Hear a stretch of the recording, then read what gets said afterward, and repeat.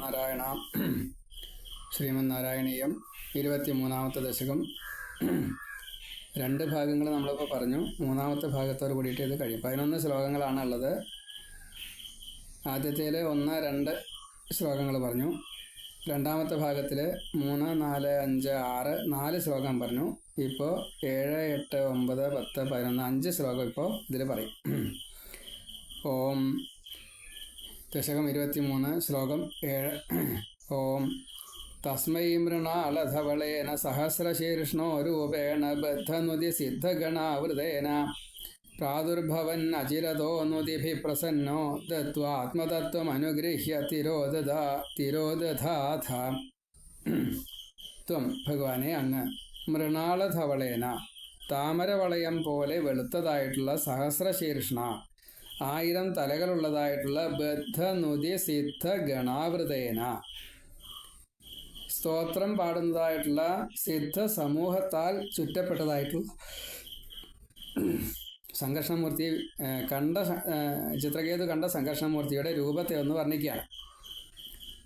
രൂപേണ അചിരത രൂപത്തോടു കൂടിയിട്ട് വളരെ വേഗത്തിൽ പ്രാദുർഭവൻ പ്രത്യക്ഷനായി ഭവിച്ചിട്ട് നുതിഭിഹി സ്തുതികളെ കൊണ്ട് പ്രസന്നായി തസ്മൈ ആ ചിത്രകേതുവിനായിക്കൊണ്ട് ആത്മതത്വം ആത്മതത്വത്തെ ദത്വ അത് ഉപദേശത്തെ കൊടുത്തു. അനുഗ്രഹ്യ തിരോദധാഥ അതിനുശേഷം അവിടെ നിന്ന് മറയുകയും ചെയ്തു.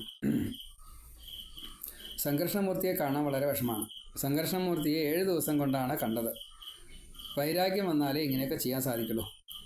മനഃശുദ്ധി കിട്ടിയാലേ ഇങ്ങനെ ഇരുന്ന് ബുദ്ധി അങ്ങോട്ടും ഇങ്ങോട്ടും പോവാതെ കണ്ട 3 നാഴികാന്നാണല്ലോ നേരത്തെ പറഞ്ഞത്. അങ്ങനെ പോവാതെ കണ്ട് രക്ഷിക്കാൻ സാധിക്കുള്ളൂ. അതൊക്കെ സാധിച്ചു. അതൊക്കെ ദുഃഖമാണ് കാരണം. അപ്പോൾ ഈ ദുഃഖം തരുന്നത് നമ്മുടെ വൈരാഗ്യത്തിനാണ് എന്ന് മനസ്സിലാക്കിയാൽ ദുഃഖത്തെ നമുക്ക് പുല്ല് പോലെ കണക്കാക്കാൻ പറ്റും. അപ്പോൾ ദുഃഖത്തെ ഒഴിവാക്കാൻ സാധിച്ചു എന്ന് വെച്ചാൽ അതിൻ്റെ അർത്ഥം ശോക ദുഃഖ ഭയങ്ങളിൽ ഈ ജന്മത്തെ പ്രസന്റ് ടെൻസിലെ ദുഃഖത്തെ ഒഴിവാക്കാൻ സാധിച്ചു എന്നാണ്. അതിൻ്റെ കാരണത്തെ കണ്ടുപിടിക്കലാണ് ജ്ഞാനത്തിൻ്റെതായ ഭാഗത്തിൽ ശോകം പൂർവജന്മങ്ങളിലേതായിട്ടുള്ള പുണ്യങ്ങളില്ലാണ്ട് പാപങ്ങളുടെ ഫലമായിട്ടാണ് ദുഃഖം ഇവിടെ വന്നത് എന്ന് കണക്കാക്കുക ജ്ഞാനാണ്. അപ്പോൾ ശോകത്തെ ഒഴിവാക്കാൻ സാധിക്കും. പിന്നെ മൃത്യു എന്നുള്ള ഭയം ഉണ്ടാവില്ല. 3-ാമത്തെയാണ് ശോക ദുഃഖ ഭയം. ഭയം എന്നുള്ളത് മൃത്യു വിചാരമാണ്. മരണം എന്നുള്ളത് സംഭവിക്കണേ ഇല്ല. കാരണം ശരീരത്തിനാണ് മരണം, ദേഹത്തിനല്ല, മനസ്സിനല്ല, അല്ലെങ്കിൽ ഒരു ജീവനല്ല. മനസ്സും ജീവനും കൂടിയിട്ട് ഈ ദേഹം വിട്ടുപോയാൽ പിന്നെ കാരണശരീരത്തിൽ ചെല്ലും. പ്രാണനെയും ശരീരത്തെയും ഇവിടെ ഉപേക്ഷിച്ച് പോവുകയും ചെയ്യും. അങ്ങനെയാണ്. അപ്പോൾ ഇവിടെ ഭഗവാനെ കണ്ടു. എങ്ങനെയാണ് കണ്ടത്? താമരവളയം പോലെയുള്ള വെളുത്തതായിട്ടുള്ള 1000 തലകൾ. നമ്മൾ ശുഭ്ര ശരീരം എന്ന് കണക്കാക്കിയാൽ മതി. നീല വസ്ത്രവും വെളുത്ത ശരീരമാണ് സംഘർഷണമൂർത്തിക്ക്. നമ്മൾ അനന്തനെ വരയ്ക്കുമ്പോൾ സാധാരണ ഇങ്ങനെ കറുത്ത ദേഹമായിട്ടാണ് വരയ്ക്കാറ്. അപ്പം അങ്ങനെയല്ലാതെ അത് മൂർത്തിഭാവമാണ്. രണ്ടും തമ്മിൽ വ്യത്യാസമുണ്ട്. ഇവിടെ വെളുത്ത ശരീരമാണ്. മഹാദേവൻ്റെ വെളുത്ത ശരീരമാണ്. മഹാദേവന് ഈ ശക്തിയും തൊക്കെ കൊടുത്ത് പ്രളയ സംഹാരകാരനാക്കിയത് സംഹാരകാരകനാക്കിയത് സംഘർഷമൂർത്തിയാണ്. ആ സംഘർഷമൂർത്തിയും വെളുപ്പാണ്. നമ്മളെ വെളുപ്പിക്കണു എന്നുള്ളതാണ്. നമ്മളെ ശുദ്ധമാക്കി തീർക്കണു എന്നതാണ്. നമ്മിൽ എന്തൊക്കെയാണോ അഹങ്കാരത്തിന് ഉള്ളത്, അഹങ്കാരത്തിൻ്റെ മൂർത്തിയായിട്ടുള്ള ഈ സംഘർഷമൂർത്തി അതിനെ മുഴുവൻ ഇല്ലാണ്ടേക്കും. അഹങ്കാരത്തിന് കാരണമായിട്ടുള്ള എല്ലാറ്റിനെയും, ധനായാലും സൗന്ദര്യമായാലും വിദ്യയായാലും അധികാരമായാലും ജനം ഇല്ലേ, നമ്മൾ പിന്നിൽ നേതാവായിട്ട് വരുമ്പോൾ അനവധി ജനങ്ങളിൻ്റെ പിന്നിലുണ്ട് എന്നൊക്കെ പറയില്ലേ. ഇങ്ങനെ പലതും ഉണ്ടേ. അതൊക്കെ എങ്ങനെ ഉണ്ടാവുക? ഈ അഹം ഉണ്ടാക്കും. ഈ അഹം ഉണ്ടാക്കാനുള്ള കാരണങ്ങളായിട്ട് കണക്കാക്കും ഭഗവാൻ. അതുകൊണ്ട് ആ കാരണത്തെ മുഴുവൻ ഭഗവാൻ ചെയ്യും, ആദ്യമേ തന്നെ ഇല്ലാണ്ടേക്കും. അങ്ങനെ ശുഭ്രം, അതാണ് ശുഭ്രത്തിൻ്റെ വെളുത്തത് എന്നുള്ള നിലയ്ക്ക്. പിന്നെ 1000 തലകളാണ്. എന്താ ഈ 1000 തല? എത്ര തരത്തിൽപ്പെട്ടതായിട്ടുള്ള ചിന്തകളെയാണ് ഈ മനഃശുദ്ധിക്ക് വേണ്ടിയിട്ട് വേണ്ടി വരിക. വിവേകം കിട്ടാൻ വേണ്ടിയിട്ട് ബുദ്ധിയെ എത്രത്തോളം വിശകലനം ചെയ്യണം.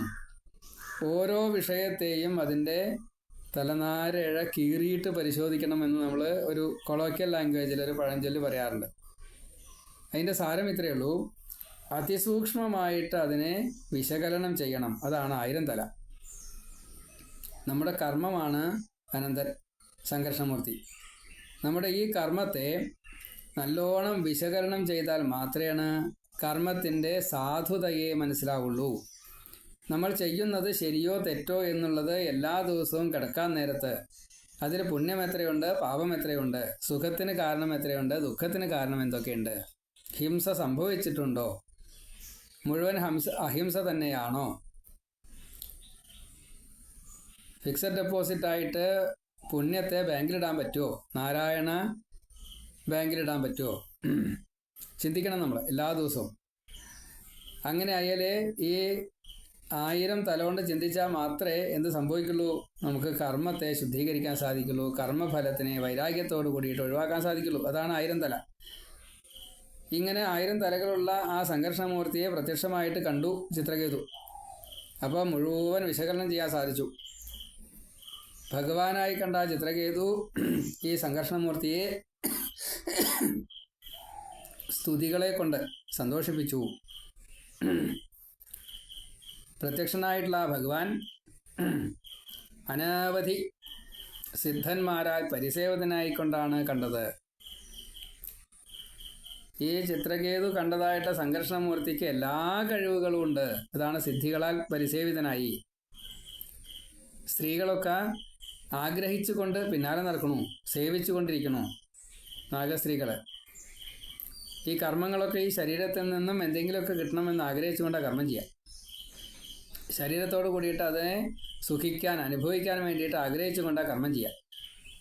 അതാണ് നാഗപത്നികൾ, നാഗസ്ത്രീകൾ ഭഗവാനെ സേവിക്കുന്നത്. അപ്പം നമ്മുടെ കർമ്മങ്ങൾ നമ്മളെ സേവിക്കും, നമ്മളതിൽ പെട്ടുപോകരുത്. നമ്മൾ ചെയ്യുന്ന കർമ്മങ്ങളുടെ പുണ്യമാണെങ്കിൽ വിരോധമില്ല, അത് ഭഗവാന് സമർപ്പിച്ചാൽ കഴിഞ്ഞു. ഈ പാപങ്ങളെ ഭഗവാന് സമർപ്പിക്കാൻ പറ്റില്ല, അത് നമ്മൾ തന്നെ സ്വയമേവ അനുഭവിക്കണം. പാപം നമുക്കും പുണ്യം ഭഗവാനുമാണ്. എടുക്കാത്തന്നോട്ട് ഭണ്ഡാരത്തിലിട്ടിട്ട് കാര്യമില്ല. നമ്മുടെ പാപങ്ങളുടെ ഫലം നമ്മൾ തന്നെ അനുഭവിക്കണം, നമ്മുടെ പുണ്യങ്ങളുടെ ഫലം ഭഗവാന് കൊടുക്കുകയും വേണം. നമ്മുടെ പുണ്യങ്ങളുടെ ഫലം നമ്മൾ അനുഭവിച്ചു എന്ന് കൂട്ടുക, അത് സ്വാർത്ഥമായിട്ട് മാറി തമോ ഗുണത്തിലേക്കാണ് പിന്നെ അത് എത്തിപ്പെടുക, വീണ്ടും സംസാരം. അപ്പം അത് ഒഴിവാക്കാൻ ഈ സംഘർഷമൂർത്തി ഭജനം, സംഘർഷമൂർത്തി ദർശനം, സംഘർഷമൂർത്തി സ്മരണം, അത് ജീവൻ്റെ ശുദ്ധിക്ക് കാരണമായി തീരും. ജീവൻ്റെ ശുദ്ധി എന്നുള്ളത് കർമ്മത്തെ ചെയ്യാനുള്ള പ്രേരണ തരുന്ന ഭാവമാണ്. ആ കർമ്മത്തെ ചെയ്യാനുള്ള പ്രേരണ ശുദ്ധമായി കഴിഞ്ഞാൽ കർമ്മം ആ രീതിയിലേ പിന്നെ വരൂ. അപ്പം നമുക്ക് ചെയ്യുന്നത് മുഴുവൻ ഭഗവത് അർപ്പിത ഭാവത്തിലെത്തും. അതൊക്കെ നുതിഭീയാണ്, സ്തുതികളാണ്, സമർപ്പണമാണ്. അങ്ങനെ വന്നു കഴിഞ്ഞാൽ ഭഗവാൻ സന്തോഷിക്കും. ഭഗവാൻ സന്തോഷിച്ചു കഴിഞ്ഞാൽ ആത്മ ഉപദേശം കിട്ടും. ഈ ജീവൻ്റെ സ്വത്വം എന്ത്, ജീവൻ്റെ ആത്മസ്വരൂപം എന്ത്, ബ്രഹ്മാംശമായിട്ട് ജീവൻ എത്ര കാലം വേണ്ടിവരും ബ്രഹ്മത്തിലേക്ക് എത്തിച്ചേരാനായിട്ട്, ലയിക്കാനായിട്ട്, ഇത് മനസ്സിലാവും. ഇത് മനസ്സിലാക്കി കൊടുത്തു. അതാണ് വരം, അനുഗ്രഹം. ചിത്രകേതുവിന് ഈ സംഘർഷമൂർത്തി അനുഗ്രഹത്തെ കൊടുത്തു. ഈ ശ്ലോകം കൊണ്ട് അത് പറഞ്ഞു. തസ്മൈ മൃണാളധവളേന സഹസ്രശീർഷ്ണഃ രൂപേണ ബദ്ധനുതി സിദ്ധഗണ ആവൃതേന സിദ്ധഗണ ആവൃതേന സിദ്ധഗണ ആവൃതേന പ്രാദുർഭവത് അചിരതഃ പ്രാദുർഭവൻ അചിരത പ്രാദുർഭവത് അചിരതഃ നുതിഭി പ്രസന്നഃ ദത്വാ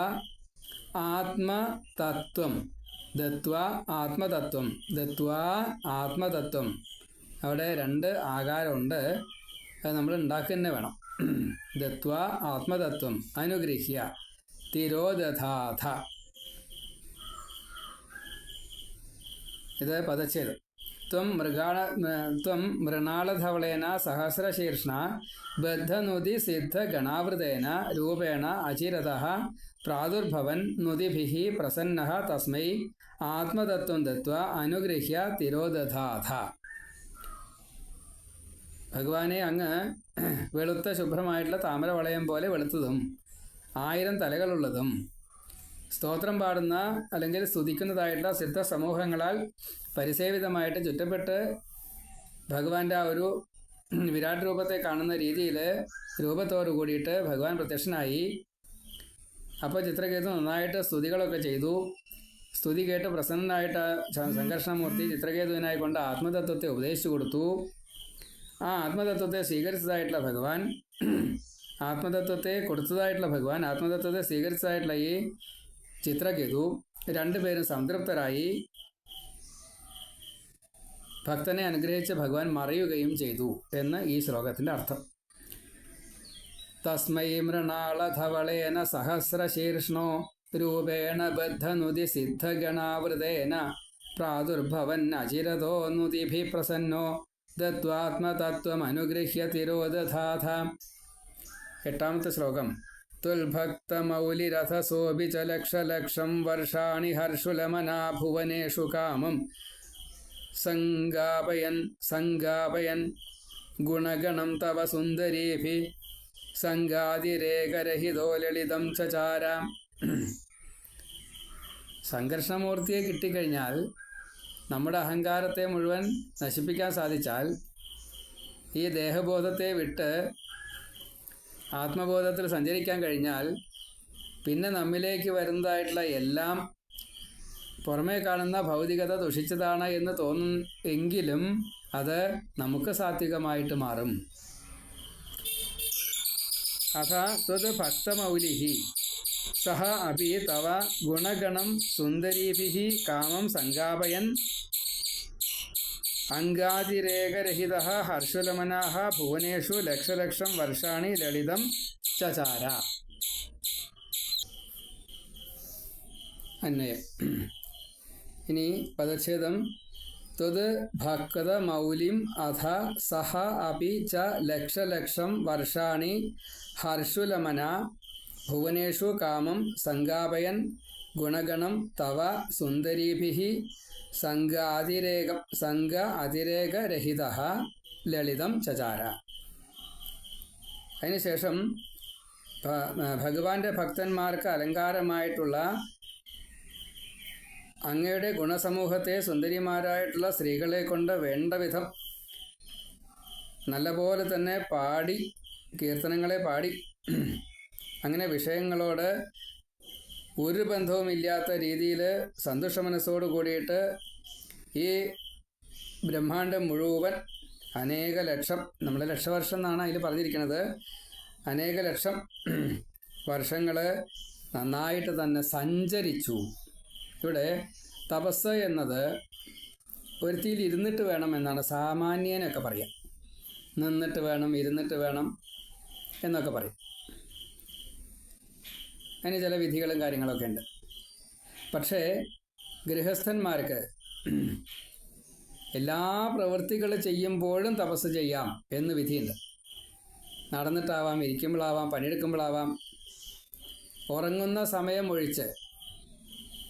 നമ്മൾ തീരെ ശുദ്ധമല്ല എന്ന് തോന്നുകയാണെങ്കിൽ ആ സമയം ഒഴിച്ച്, ശുദ്ധമല്ലാത്ത സമയത്ത് വേണ്ട, ഉറങ്ങുന്ന സമയത്ത് വേണ്ട, ബാക്കിയുള്ള എല്ലാ സമയത്തും സ്വപ്നത്തിൽ പോലും ഭഗവത് സ്മൃതിയോട് കൂടിയിട്ട് തപസ് ചെയ്യാം. ഗൃഹസ്ഥൻ്റെ ഏറ്റവും വലിയ ഭാഗ്യം അത്. അതുകൊണ്ടാണ് നാം എല്ലാ സമയത്തും ജപിക്കാമെന്ന് പറയണം. ത്വൽഭക്തമൗലിരഥസോऽപി ച ലക്ഷലക്ഷം വർഷാണി ഹർഷുലമനാ ഭുവനേഷു കാമം സംഗാപയൻ ഗുണഗണം തവ സുന്ദരീഭിഃ സംഗാതിരേകരഹിതോ ലളിതം ചചാര. അഥ ത്വൽഭക്തമൗലിഃ സഹ അപി തവ ഗുണഗണം സുന്ദരീഭിഃ കാമം സംഗാപയൻ സംഗാതിരേകരഹിതഃ ഹർഷുലമനാഃ ഭുവനേഷു ലക്ഷലക്ഷം വർഷാണി ലളിതം ചചാര. ഇപ്പോൾ ഇവിടെ അതിൻ്റെ ഒരു വിശദീകരണം കുറച്ച് അധികമായിട്ട് പറഞ്ഞിട്ടുണ്ട്. അനവധി കാലം സഞ്ചരിച്ചു. കാലഹ ക്രീഡതി ഗച്ഛതി ആയുഹു. കാലാണ് നമ്മളെ കൊണ്ട് ഇങ്ങനെ കളിപ്പിക്കുകയാണ്. കാലം കളിക്കുക, ആയുസ് ഇങ്ങനെ കടന്നു പോവുക. അപ്പോൾ നമ്മുടെ ആയുസ് അത്യധികമായിട്ട് വെറുതെ കടന്നു പോകുന്നു എന്നുള്ളത് നമ്മൾ മനസ്സിലാക്കിയിട്ടില്ല വച്ചാൽ ജന്മം നഷ്ടമാവും. ഭഗവാന്റെ അനുഗ്രഹം കിട്ടിയതിന് ശേഷം ഭഗവാന്റെ ഭക്തന്മാർക്ക് ഭഗവാനെക്കുറിച്ച് പാടി നടക്കുന്നത്, ഭഗവാന്റെ ഭക്ത അനുഗ്രഹ ഗുണലീലകളെ പറഞ്ഞു നടക്കുന്നത്, ഒപ്പം ഭഗവാന്റെ ഭക്തകളായിട്ടുള്ള ഈ സുന്ദരിമാരെല്ലാവരും കൂടെ ഉണ്ടായിക്കോട്ടെ. അവരുടെ കൂടെ വിമാനത്തിൽ ഈ ബ്രഹ്മാണ്ടം മുഴുവൻ എല്ലാ ദിക്കിലും എത്തിക്കൊണ്ട് ഭഗവാന്റെ കഥകളെ പാടി നടക്കുന്നു. വിഷയങ്ങളോട് യാതൊരു തരത്തിലുള്ള ബന്ധങ്ങളും ഇല്ലാതെ കണ്ട് വളരെ സന്തുഷ്ട മനസ്സോടു കൂടിയിട്ട് ശാന്തനായിക്കൊണ്ട് ഈ ബ്രഹ്മാണ്ടം മുഴുവൻ സഞ്ചരിച്ചുകൊണ്ട് ഭഗവാന്റെ കഥകൾ പാടി നടക്കുന്നു. നാരദനെ പോലെ സഞ്ചരേമ ശുഖ നാരദാദിവൻ, ശ്രീശുഖബ്രഹ്മർഷിയെ പോലെ, നാരദനെ പോലെ, സനകാദി മഹർഷിമാരെ പോലെ, നവയോഗികളെ പോലെ പാടി നടക്കുകയാണ്. എന്ന കൂട്ടത്തിൽ ഈ ചിത്രകേതുവും ഇങ്ങനെ പാടി നടന്നു. അത് കുറച്ചൊരു ഭാഗ്യമാണ്. ഈ നാരദൻ്റെ ഉപദേശം കൊണ്ട് കിട്ടിയതായിട്ടുള്ള ദുഃഖത്തിൽ നിന്നും വിരാമം, ദേഹബോധത്തിൽ നിന്നും മനസ്സിനെ മാറ്റിയെടുക്കാൻ സാധിച്ചു. അതാണ് 9ാമത്തെ ശ്ലോകം. അത്യന്തസംഗവിലയായ ഭവൽ പ്രണുന്നോ നൂനം സരൗപ്യഗിരിമാപ്യ മഹൽ സമാജേ നിശങ്കമംഗകൃതവല്ലഭമംഗജാരിം തം ശങ്കരം പരിഹസന്നുമയാഭിഷേപേ. അന്വയം: അത്യന്തസംഗവിലയായ, ഏറ്റവും ഈ വിഷയബന്ധങ്ങൾ മാറാൻ വേണ്ടിയിട്ട് അത്യന്തസംഗവിലയായ, അതിൽ നിന്ന് ലയിക്കല്ല വേണ്ടത്, വിലയം പ്രാപിക്കല്ല വേണ്ടത്, അതിൽ നിന്നും മാറിപ്പോകാനുള്ള ആഗ്രഹത്തോട് കൂടിയിട്ട്. അവിടെ വി എന്നുള്ള വിപരീതം എന്നുള്ള അർത്ഥത്തിലാണ്. ഭവൽ പ്രണുന്നഹ നൂനം, അങ്ങേ സദാസമയത്തും ഭജിക്കുക കാരണം കൊണ്ട് ഭഗവാൻ ഒരു പ്രേരണ നൽകും. ആ പ്രേരണ കൊണ്ട് സഹ രൗപ്യഗിരം, ആ വെള്ളിമലയെ, കൈലാസത്തെ അങ്ങനെ ഭജിച്ചുകൊണ്ടിരിക്കുകയാണ്, അങ്ങനെ സഞ്ചരിച്ചുകൊണ്ടിരിക്കുക, തപസ് ചെയ്തുകൊണ്ടിരിക്കുക. പക്ഷേ ഇരുന്നിട്ടല്ല, നടന്നിട്ടാണ്, സഞ്ചാരം ചെയ്തുകൊണ്ടാണ്. വളരെ വേഗത്തിൽ വിമാനത്തിൽ ഇങ്ങനെ സഞ്ചരിക്കുകയാണ്. ഒപ്പം ആരൊക്കെയുള്ളത്? ഈ നാഗപത്നിമാരൊക്കെയുണ്ട്, അപ്സര സ്ത്രീകളൊക്കെയുണ്ട്. പാട്ടും കൂത്തും എല്ലാം വളരെ ഘോഷമായിട്ടുള്ള ഒരു യാത്രയാണ്. ആ യാത്രയിൽ എല്ലാവിധ ഭൗതിക സുഖങ്ങളെയും പുറമേ കാണുന്നവർക്ക് ഉണ്ടാകുമെങ്കിലും ഈ ഭൗതിക സുഖങ്ങളൊന്നും ഈ ചിത്രകേതു സ്വീകരിച്ചിട്ടില്ല. ഭഗവാന്റെ ഗുണഗണ ലീലകളെ ഇങ്ങനെ വർണ്ണിച്ച് കീർത്തനം പാടിക്കൊണ്ട് നടക്കുകയാണ്. അങ്ങനെ നടക്കുന്ന സമയത്ത് സഹ രൗപ്യഗിരം, ഈ കൈലാസഗിരിയെ ആപ്യ, അവിടെ എത്തി. അങ്ങനെ പോണ വഴിക്ക് യാദൃശികമായിട്ട് അവിടെ എത്തി, അത്രയേ ഉള്ളൂ. മഹൽ സമാജെ, അവിടെ മഹാന്മാരുടെ സഭ, സനകാദി മഹർഷിമാർ, നാരദൻ, ഈ നവയോഗികളൊക്കെ ഉണ്ടാവും അവിടെ. എല്ലാ മഹർഷിമാരുണ്ടാവും, അഗസ്ത്യൻ, വിശ്വാമിത്രൻ, ഉപമന്യു, നന്ദി തൊട്ടുള്ള എല്ലാവരും, പാർഷദന്മാരൊക്കെ ഉണ്ടാവും, ഭൂതഗണങ്ങളൊക്കെ ഉണ്ട്. മഹൽ സമാജെ നിശങ്കം, ഒരു സംശയം കൂടാതെ, അംഗകൃതവല്ലഭം, ഭാര്യയെ മടിയിലിരുത്തി എന്നതാണ്.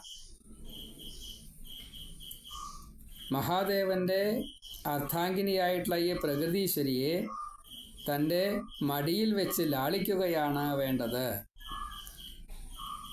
ശരീരം കിട്ടിയതായിട്ടുള്ള നമ്മൾ ഈ പ്രകൃതിയെ ലാളിക്കുക തന്നെ വേണം.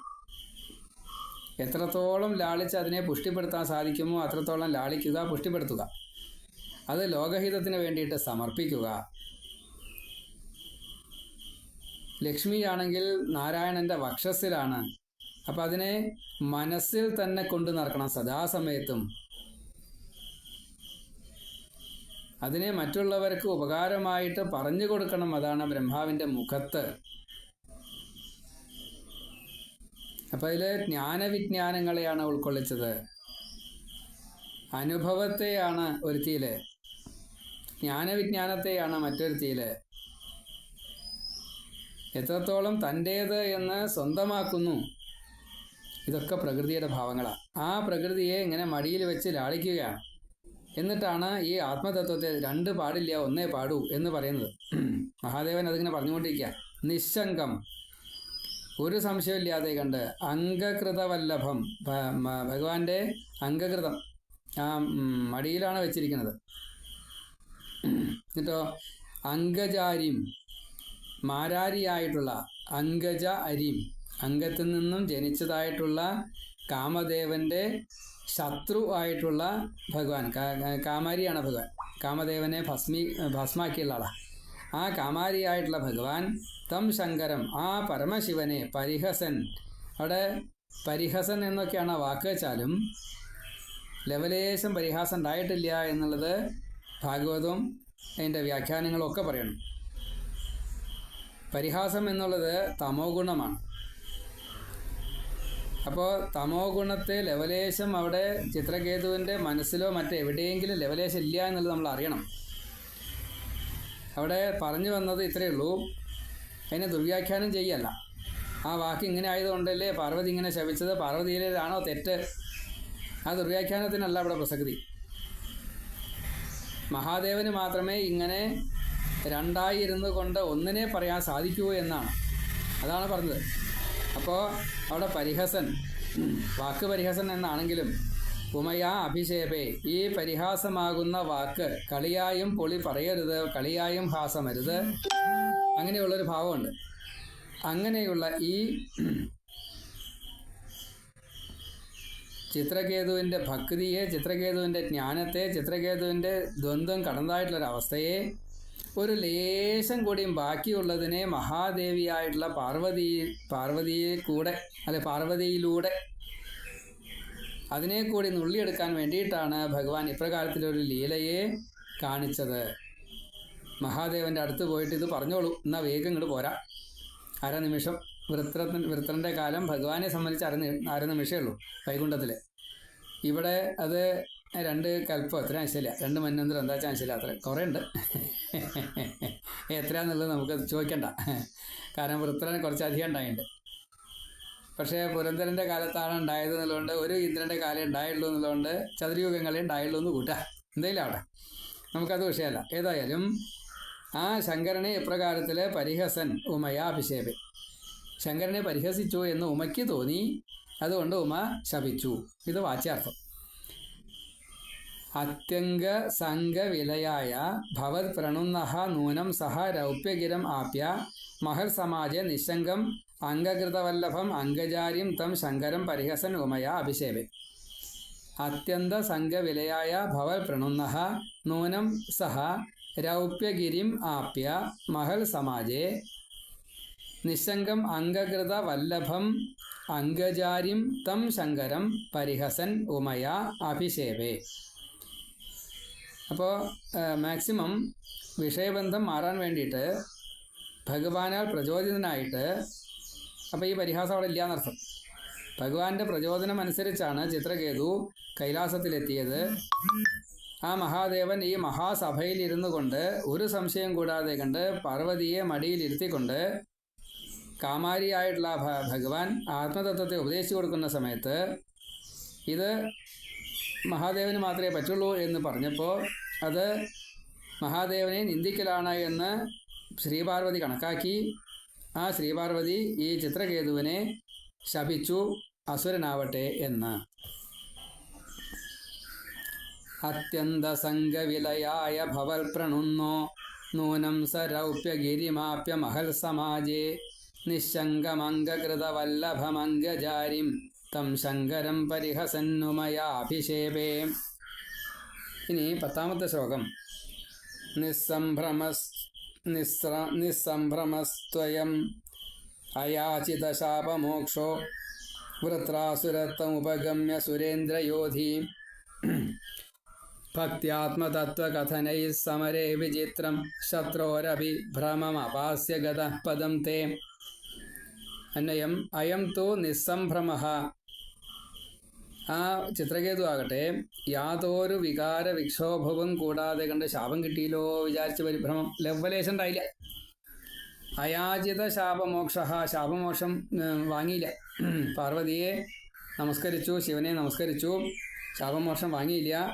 വൃത്ര അസുരത്വം ഉപഗമ്യ, വൃത്രാസുരൻ എന്ന ഭാവത്തെ സ്വയമേവ സ്വീകരിച്ചു. വേണമെങ്കിൽ ആ സമയത്ത് ശാപമോക്ഷം സ്വീകരിക്കാം, ഇതിൻ്റെ ആവശ്യമില്ല. കാരണം ഇവിടെ 1,00,000 വർഷം കഴിഞ്ഞെന്നു, അല്ലെങ്കിൽ ലക്ഷം വർഷം കഴിഞ്ഞെന്നു. മനഃശുദ്ധിക്ക് വേണ്ടിയിട്ട് ഭഗവാന്റെ കഥകളെ പറഞ്ഞു നടക്കുകയാണ്. തപസ്സാണ്. ഇനി ഒരു ലേശം കൂടിയും ബാക്കിയുണ്ട്, ഇവിടെ സമയം കഴിഞ്ഞു. അപ്പോൾ അതുകൊണ്ട് വേഗം പോന്നോട്ടെ വിചാരിച്ചിട്ട് ഒരു ലീലയാ ശാപം കൊടുക്കുകയാണ്. അതിനുള്ള അന്തരീക്ഷത്തെ ഉണ്ടാക്കിയതാണ്. അപ്പോൾ ആ ശാപം കിട്ടിയപ്പോൾ ശാപമോക്ഷം വേണമെന്ന് ചിന്തിച്ചിട്ടില്ല. അതുകൊണ്ട് അത് വേണ്ട, എന്നിട്ട് അസുരത്വം പ്രാപിച്ചു. സുരേന്ദ്രയോധി, ഇന്ദ്രനോട് യുദ്ധം ചെയ്യുന്നതായിട്ടുള്ള ഭാവത്തിൽ ഭക്തിയ. അപ്പോൾ യുദ്ധരംഗത്തും ഭക്തി കാണിച്ചു. ആത്മതത്വകഥനൈഹി, ആത്മാവിനെ കുറിച്ചുള്ള തത്വങ്ങളെ ഇന്ദ്രന് അങ്ങോട്ട് ഉപദേശിച്ചു കൊടുത്തു. സമരെ, ആ യുദ്ധത്തിലെ ശത്രോഹാപി, ഇന്ദ്രനാകുന്ന ഈ ദേവന്മാരുടെ നാഥൻ അവിടെ വൃത്രന്റെ ശത്രുവായിട്ടിരിക്കുന്നു. യുദ്ധരംഗമാണ്. എന്നിട്ടും പേടിച്ചുപോയി. പേടിച്ചു എന്ന് മാത്രമല്ല, ഈ ആത്മതത്വം ഉപദേശിച്ചു കൊടുക്കുന്നതായിട്ടുള്ള ചിത്രകേതുവിൻ്റെ വൃത്രാസുരൻ്റെ ഭക്തിഭാവം കണ്ട് അത്ഭുതപ്പെട്ടു പോയി. ബഹുമാനിക്കുകയും ചെയ്തു. ശത്രുവിനെ പേടിച്ചു. ശത്രുവിൻ്റേതായിട്ടുള്ള ഈ തെറ്റായിട്ടുള്ള ധാരണ, അജ്ഞാനം മാറ്റിയിട്ട് അപാസ്യ, ആ ഇന്ദ്രൻ്റേതായിട്ടുള്ള ഈ തെറ്റുകുറ്റങ്ങളെ പറഞ്ഞ് ബോധ്യപ്പെടുത്തി. ഇങ്ങനെയല്ലാട്ടോ ഇന്ദ്ര വേണ്ടത് എന്നെല്ലാം പറഞ്ഞു കൊടുത്തപ്പോൾ അതിനെ അത്ഭുതത്തോടു കൂടിയിട്ട് സ്വീകരിച്ചു ഇന്ദ്രൻ. മാത്രമല്ല, ഈ യുദ്ധരംഗത്തും ഭക്തി വന്നതായിട്ടുള്ള ആ വൃത്രാസുരൻ്റെ മഹിമയും നല്ലോണം കണക്കാക്കി. തേ പദം ഗതഹ വിചിത്രം. ഇങ്ങനെ അത്ഭുതലീല കാട്ടിയ വൃത്രാസുരൻ അങ്ങയിലേക്ക് എത്തിച്ചേരുകയും ചെയ്തു, ലയിച്ചു. നിസ്സംഭ്രമസ്ത്വയമയാചിത ശാപമോക്ഷോ വൃത്രാസുരത്വം ഉപഗമ്യ സുരേന്ദ്രയോധി ഭക്ത്യാത്മതത്വകഥനൈ സമരേ വിചിത്രം ശത്രോരവിഭ്രമമപാസ്യ ഗതപദം തേ. അയം തു നിസ്സംഭ്രമഃ അയാചിതശാപമോക്ഷഃ വൃത്രാസുരത്വം ഉപഗമ്യ സുരേന്ദ്രയോധി ഭക്ത്യാ ആത്മതത്വകഥനൈ സമരേ ശത്രോഃ അപി ഭ്രമം അപാസ്യ തേ പദം ഗതഃ വിചിത്രം. നിസ്സംഭ്രമഃ തു അയം അയാചിത ശാപമോക്ഷഃ. നിസ്സംഭ്രമനായിക്കൊണ്ട്, ഭ്രമമില്ലാത്തൊരവസ്ഥയിൽ, തു അങ്ങനെ ആവട്ടെ എന്നുള്ള എനിക്ക്. നിസ്സംഭ്രമഃ തു അയം അയാചിത ശാപമോക്ഷഃ വൃത്രാസുരത്വം ഉപഗമ്യ സുരേന്ദ്ര യോഗി ഭക്ത്യാ ആത്മതത്വ കഥനൈഃ സമരേ വിചിത്രം ശത്രോഃ അപി ഭ്രമം അപാസ്യ ഗതഃ പദം തേ.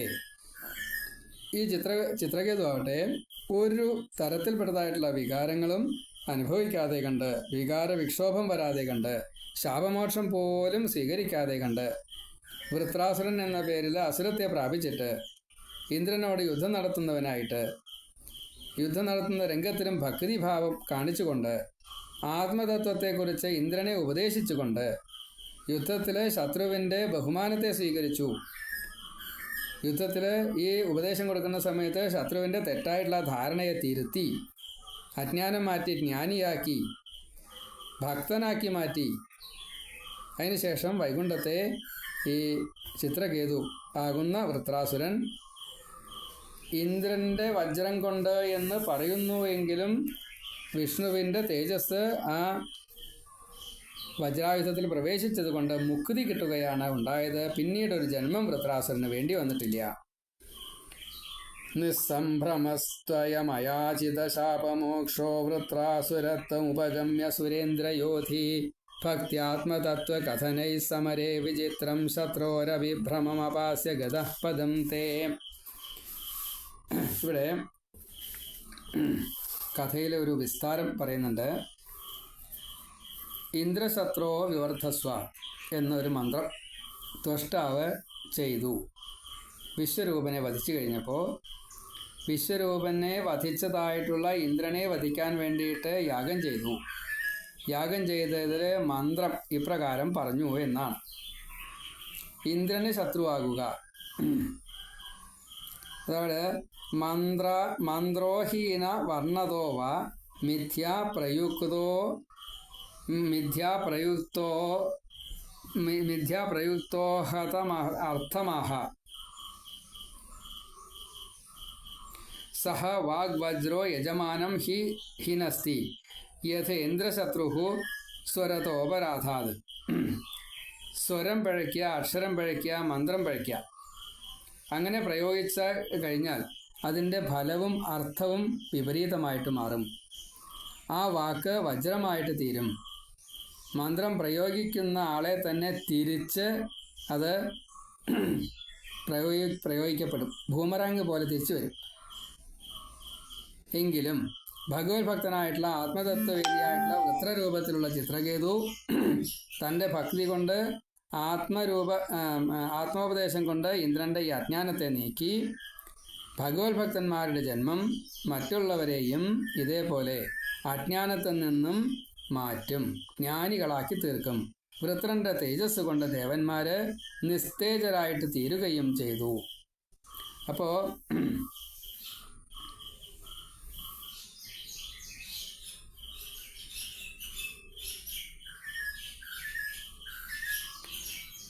ഇന്ദ്രശത്രോഹോ വിവർദ്ധസ്വ, ഇന്ദ്രശത്രുഹോ വിവർദ്ധസ്വ. ഇവിടെ ത്വഷ്ടാവ് വിശ്വകർമാവ് പറഞ്ഞത് ഇന്ദ്രശത്രോഹോ വിവർദ്ധസ്വ എന്നാണ്. അങ്ങനെ ചെയ്യാൻ പാടില്ലായിരുന്നു. ഇന്ദ്രശത്രുഹു വിവർദ്ധസ്വ എന്നായിരുന്നു വേണ്ടിയിരുന്നത്. അതാണ് എന്തുകൊണ്ടാണ് ഇങ്ങനെ വന്നത് എന്നുള്ളത് ഈ ശ്ലോകം കൊണ്ട് പറയുകയാണ്. മന്ത്രഹീനഃ വർണ്ണതഃ വാ മിഥ്യാ പ്രയുക്തഃ ഹതം അർത്ഥം ആഹ സഹ വാഗ് വജ്രഃ യജമാനം ഹിനസ്തി യഥാ ഇന്ദ്രശത്രുഃ സ്വരതഃ അപരാധാത്. മന്ത്രമില്ലാതെ കണ്ട് മന്ത്രം പഴച്ചുകൊണ്ട് വയ്യ. അതേപോലെ സ്വരം, അക്ഷരം, വർണ്ണം ഇതൊക്കെ പഴച്ചാൽ വയ്യ. അങ്ങനെ ചെയ്തു കഴിഞ്ഞാൽ അത് പ്രയോഗിക്കുമ്പോൾ പഴച്ചു കഴിഞ്ഞാൽ പ്രയോഗിക്കുമ്പോൾ തിരിച്ചു വരും. അത് വധിക്കുക തന്നെ ചെയ്യും. എന്നുവെച്ചാൽ ഈ യജമാനെ അത് വധിക്കും എന്നർത്ഥം. എന്താണോ ആഗ്രഹിച്ചത് അതിൻ്റെ വിപരീതമാണ് സംഭവിക്കുക. അത് വാക്കുകളെ കൊണ്ടാണല്ലോ ഈ മന്ത്രം ഉച്ചരിക്കുക. അത് വജ്രമായിട്ട് മാറും. യജമാനെ വധിക്കുക തന്നെ ചെയ്യും. എപ്രകാരത്തിലാണെങ്കിൽ യഥാ ഇന്ദ്രഃ ശത്രുഹു, ഈ ഇന്ദ്രൻ ശത്രുവായിട്ട് മാറിയത് എന്താണ്? സ്വരതഃ അപരാധാത്, സ്വരം പിഴച്ചപ്പോൾ സംഭവിച്ചതാണ് എന്നതാണ്. എന്താ സ്വരം പിഴച്ചത്? ഇന്ദ്രശത്രോഹോ വിവർദ്ധസ്വ എന്ന് ത്വഷ്ടാവ് പറഞ്ഞു. ഇന്ദ്രശത്രുഹു വിവർദ്ധസ്വ എന്നാണ് വേണ്ടത്. ഇന്ദ്രന് വധിക്കാൻ വേണ്ടിയിട്ട് ഒരാൾ വരട്ടെ എന്ന് ത്വഷ്ടാവ് പ്രാർത്ഥിച്ചു. ഇന്ദ്രനെ വധിക്കാൻ വേണ്ടിയിട്ട് ഒരു പുത്രൻ ജനിക്കട്ടെ എന്നാണ് പറഞ്ഞത്. ഉദ്ദേശിച്ച ലക്ഷ്യം അതായിരുന്നു. പറഞ്ഞപ്പോൾ വാക്ക് പഴിച്ചുപോയി. അപ്പം അങ്ങനെ സംഭവിക്കാതിരിക്കാൻ നമ്മളും ശ്രദ്ധിക്കണം. ഇനി 11ാമത്തെ ശ്ലോകം. ത്വൽസേവനേന ദിതിരിന്ദ്രവധോദ്യതാപി താൻ പ്രത്യുതേന്ദ്ര സുഹൃദോ മരുതോഭിലേഭേ ദുഷ്ടാശയേഭി ശുഭദൈവ ഭവന്നിഷേവ തത്താദൃശസ്ത്വമവമാം പവനാലയേശാം. ഇന്ദ്രവധോദ്യത അപി, ഇന്ദ്രനെ വധിക്കാൻ വേണ്ടിയിട്ട് തയ്യാറായിട്ടുള്ള ഒരാള്. ദിതി, അസുരമാതാവായിട്ടുള്ള ദിതി പ്രത്യുത വിശേഷിച്ച് ത്വൽ സേവനേന, അങ്ങയുടെ ഭക്തി കൊണ്ട് ഇന്ദ്രസുഹൃദ, ഇന്ദ്രന്റെ സുഹൃത്തുക്കളായിട്ടുള്ള താൻ ആ മരുത്തുക്കളെ അതിലേഭേ ലഭിച്ചു. ഭവൻ നിഷേവ, അങ്ങയിലുള്ള ഭക്തി ദുഷ്ടാശയ അപി ശുഭദായവ, ദുഷ്ടമായിട്ടുള്ള മനസ്സിലുള്ള ആശയമെങ്കിലും അത് ശുഭമായിട്ട് കലാശിച്ചു. ഹേ പവനാലയേശ തത്താദൃശ ത്വം മാം അവ, എന്നെ രക്ഷിക്കൂ. അവ എന്ന് പറഞ്ഞാൽ രക്ഷിക്കൂ. അപ്പോൾ ഇവിടെ ഇന്ദ്രശത്രുവായിട്ടുള്ള വൃത്രാസുരൻ്റെ കഥ പറഞ്ഞതിൻ്റെ ശേഷം ഭഗവാന് പ്രത്യേകിച്ച് എന്തില്ല, അസുരനെന്നോ ദേവനെന്നോ വ്യത്യാസങ്ങളോ ഇങ്ങനെയൊന്നുമില്ല. സാത്വിക ഭാവത്തിലേക്ക് ലോകത്തെ മുഴുവൻ എത്തിക്കുക എന്ന ആ ലക്ഷ്യം നിറവേറാൻ വേണ്ടിയിട്ട് ഭഗവാൻ ലീലയായിട്ട് പലതും കാണിക്കും. അതിൽ മറ്റൊരു ലീലയാണ് മരുതുൽപ്പത്തി എന്ന ലീല. ഇവിടെ വംശത്തെ വർദ്ധിപ്പിച്ചു വരുന്ന രീതിയെ, വംശപരമ്പരയെ ഒക്കെ വിസ്തരിക്കുന്ന ഒരു സന്ദർഭമാണ്. ആ സന്ദർഭത്തിൽ ഏറ്റവും ഒടുക്കമായിട്ട് ഷഷ്ഠസ്കന്ധത്തിൽ 2 അധ്യായങ്ങളെ കൊണ്ട് പറഞ്ഞതാണ് മരുതുൽപ്പത്തി, പുംസവനം എന്നുള്ള വ്രതത്തിൻ്റെ നിയമമൊക്കെ പറഞ്ഞത്. അതൊരു ശ്ലോകം കൊണ്ട് മേൽപ്പത്തൂർ ചുരുക്കി പറഞ്ഞു. 11ാമത്തെ ശ്ലോകം കൊണ്ട് ത്വൽ സേവനേന ദിതിഹി ഇന്ദ്രവധോദ്യത അഭി ഇന്ദ്രവധ ഉദ്യത അഭി താൻ പ്രത്യുതേന്ദ്ര സുഹൃദ മരുത അഭിലേഭേ ദുഷ്ടാശയ അപി ശുഭദ ഏവ ഭവൻ നിഷേവ തത് താദൃശഃ ത്വം അവ മാം പവനാലയേശ. പദച്ഛേദം. ഇന്ദ്രവധോദ്യത അപി ദിതി പ്രത്യുത ത്വൽസേവനേന ഇന്ദ്രസുഹൃദഃ താൻ മരുതഃ അഭിലേഭേ ഭവൻ നിഷേവ ദുഷ്ടാശയഃ അപി ശുഭദ ഏവ ഹേ പവനാലയേശ തത്താദൃശഃ ത്വം മാം അവ എന്നെ രക്ഷിക്കൂ എന്ന് പ്രാർത്ഥിച്ചു. ഇന്ദ്രനെ കൊല്ലാൻ തയ്യാറായിട്ട് ഈ ദിതി, ഇന്ദ്രൻ്റെ ശത്രുവായിട്ടുള്ള ദിതി എന്ന് പറഞ്ഞു കഴിഞ്ഞാൽ ദൈത്യന്മാരുടെ അമ്മയാണ്. അതിഥി എന്ന് പറഞ്ഞു കഴിഞ്ഞാൽ ദേവന്മാരുടെ അമ്മയാണ്. ദേവന്മാരുടെ നാഥനാണ് ഇന്ദ്രൻ. ഇന്ദ്രനാണ് അസുരന്മാരെ വധിക്കുക. ആ വധിച്ചതിലുള്ള ദുഃഖം കൊണ്ട് അസുരന്മാരുടെ മാതാവായിട്ടുള്ള ദിതി ഭർത്താവിനോട് പറഞ്ഞു, എനിക്ക് ഇന്ദ്രനെ കൊല്ലാനുള്ള, എൻ്റെ മക്കളുടെ ശത്രുവിനെ കൊല്ലാനുള്ള പുത്രനെ വേണമെന്ന് പറഞ്ഞു. ഇന്ദ്രവധം എന്നുള്ളത് സാധ്യമല്ല. അപ്പോൾ കശ്യപൻ ബുദ്ധിമുട്ടി. കശ്യപനെ കൊണ്ട് സത്യം ചെയ്യിച്ചിട്ടാണ് ഈ ദിതി ആവശ്യം പറഞ്ഞത്. അപ്പോൾ കശ്യപൻ ഒരു സൂത്രം പ്രയോഗിച്ചു, ഒരു കൊല്ലം ഭഗവാനെ ഭജിക്കൂ, മനഃശുദ്ധി ഉണ്ടാവട്ടെ. അപ്പോൾ അതിൽ ഒരു ഉണ്ണി ഉണ്ടായിച്ചാൽ ആ ഉണ്ണിക്ക് ഇന്ദ്രനെ വധിക്കാൻ സാധിക്കും. ഈ പറഞ്ഞു തന്നതായിട്ടുള്ള മന്ത്രം, ഭജനവിധി ബ്രഹ്മാവ് എന്നോട് പറഞ്ഞു തന്നതാണ്.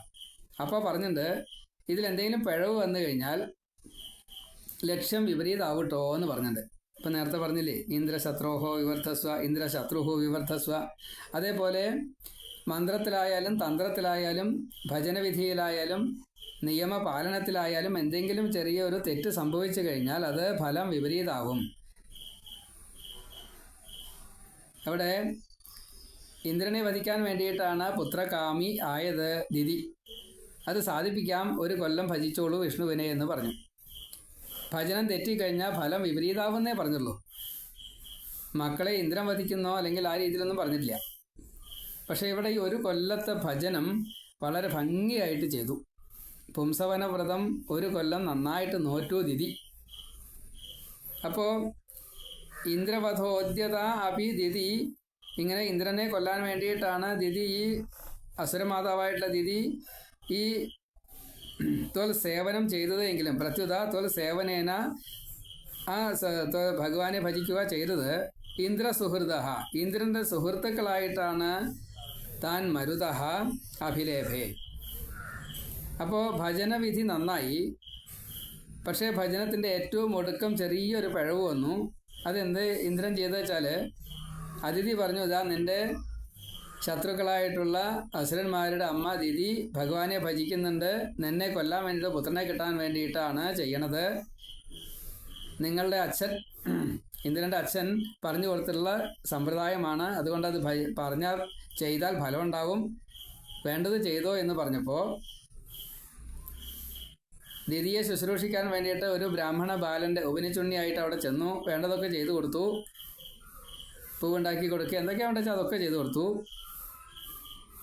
ഇന്ദ്രൻ എപ്പോഴും ശുശ്രൂഷ ചെയ്തുകൊണ്ട്, പകലുറങ്ങാൻ പാടില്ല എന്നൊരു നിയമമുണ്ട്. അപ്പോൾ ആ പകല് ഉറക്കാൻ വേണ്ടിയിട്ട് എണ്ണ തേച്ച് കൊടുക്കുക, കാല് വേദനിക്കുന്നുണ്ടോ എന്നൊക്കെ ചോദിച്ച് തലോടി കൊടുക്കുക. അപ്പോൾ അങ്ങനെ സന്ധ്യാനേരത്ത് പാവം കിടന്നുറങ്ങിപ്പോയി. അപ്പോൾ പൂർണ്ണ ഗർഭിണിയാണ്. ഗർഭത്തിൻ്റെ ഉള്ളിലേക്ക് പ്രവേശിച്ചു യോഗശക്തി കൊണ്ട് ഇന്ദ്രൻ. അതിലുള്ള ഉണ്ണിയെ 7 ആയിട്ട് മുറിച്ചു. അപ്പോൾ അവർ കരഞ്ഞു. അപ്പോൾ ഇന്ദ്രൻ പറഞ്ഞു, മാരുത കരയണ്ട. വീണ്ടും ഓരോ ഉണ്ണികളെയും വീണ്ടും 7 ആയിട്ട് മുറിച്ചു. അപ്പോൾ 49 ഉണ്ണികളായി.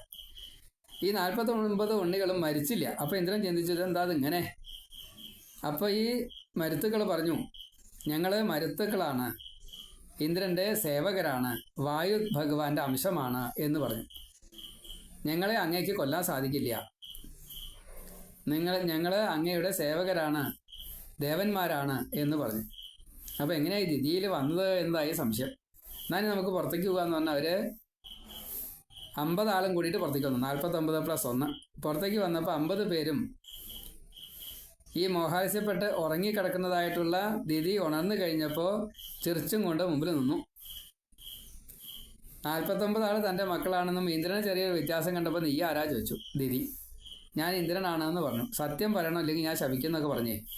അപ്പോൾ ഞാൻ ഇന്ദ്രനാണ്, എൻ്റെ ശത്രുവായിട്ടുള്ള അമ്മയുടെ വയറ്റിലുള്ള ഈ ഉണ്ണിയെ ഞാൻ 49 ആക്കിയിട്ടുണ്ട്. അപ്പോൾ ഇത് മരിച്ചില്ലല്ലോ, 49 പേരും ജീവിച്ചു. ഇവർ മരുത്തുക്കളാണെന്ന് പറഞ്ഞു. എന്നാൽ ഇപ്പം എൻ്റെ കൂടെ വേണ്ട, നിങ്ങൾ ദേവാംശമല്ലേ, നിങ്ങൾ അവരുടെ കൂടെ പോയിക്കോളൂ എന്ന് മക്കളോട് പറഞ്ഞു. അങ്ങനെ ഇന്ദ്രനും 49 മരുത്തുക്കളും കൂടിയിട്ട് സ്വർഗത്തിലേക്ക് പോവുകയും ചെയ്തു. അപ്പം ഇങ്ങനെ തോൽ സേവനേന ഇന്ദ്ര സുഹൃദ താൻ മരുത അഭിലേഭേ, മരുത്തുക്കളായിട്ട് ഈ ഇന്ദ്രൻ്റെ സഹോദര സ്ഥാനത്താണ് കിട്ടിയത്.